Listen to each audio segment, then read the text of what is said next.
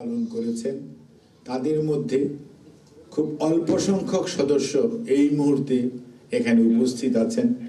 বেশিরভাগ সদস্য দেশের বাইরে, বিশেষ করে আমেরিকা এবং ইউকেতে, আর দেশের মধ্য থেকেও যারা দায়িত্ব পালন করেছেন তাদের মধ্যেও অনেকে এই মুহূর্তে উপস্থিত নেই।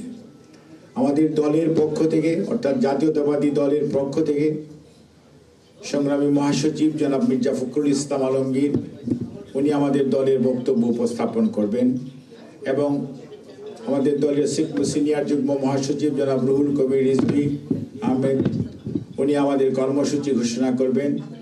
দলের স্থায়ী কমিটির অন্যতম সদস্য জনাব মির্জা আব্বাস, সাবেক মন্ত্রী জনাব বাবু গয়েশ্বর চন্দ্র রায়, সাবেক মন্ত্রী জনাব নজরুল ইসলাম খান আপনাদের সামনে উপস্থিত আছেন।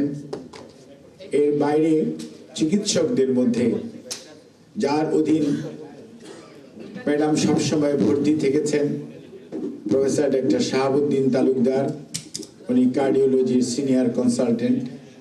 ওনার পাশেই বসা আছেন professor doctor FM Fakhruddin Mohammad Siddiqui, উনি ম্যাডামের মেডিকেল টিমের প্রধান চিকিৎসক হিসাবে দায়িত্ব পালন করেছেন। এর পাশে বসা রয়েছে ডাক্তার মোহাম্মদ জাফর ইকবাল, উনি একজন ইন্টেন্সিভিস্ট অর্থাৎ আইসিইউর সিনিয়র কনসালটেন্ট। এবং ডান দিকে যারা বসা আছেন তার মধ্যে প্রফেসর ডক্টর লুৎফুল আজিজ, উনি অ্যানেস্থেশিয়া এবং আইসিইউর সিনিয়র কনসালটেন্ট। তারপরে বসা আছেন ডক্টর আব্দুল আল মামুন, উনি একজন কার্ডিওলজিস্ট এবং ম্যাডামের ব্যক্তিগত চিকিৎসক। আর তারপরে হাইবুন নবী খান সোহেল, তাকে আপনারা চিনেন, তার পাশে বসা আছেন প্রফেসর ডক্টর ফুয়ারা তাসমিম, উনি একজন প্লাস্টিক সার্জন, ঢাকা মেডিকেল কলেজের burn and plastic surgery department উনি কর্মরত। ডক্টর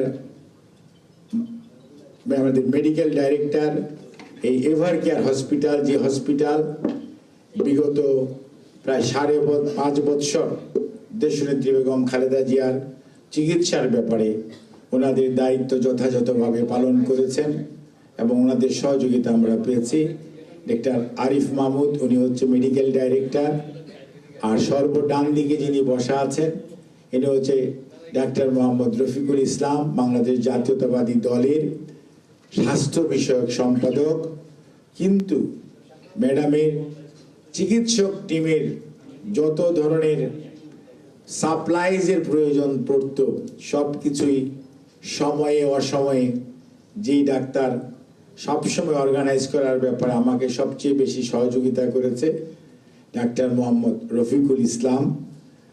আমি এ পর্যায়ে মেডিকেল টিমের পক্ষ থেকে ডাক্তার মোহাম্মদ শাহাবুদ্দিন তালুকদারকে কথা বলার জন্য অনুরোধ করছি। ওনাদের থেকে আপনারা কথা শুনবেন, তার পরবর্তীতে রিজভী ভাই আমাদের দলের পক্ষ থেকে মহাসচিবের মাধ্যমে আমাদের বক্তব্য উপস্থাপন করাবেন। ধন্যবাদ।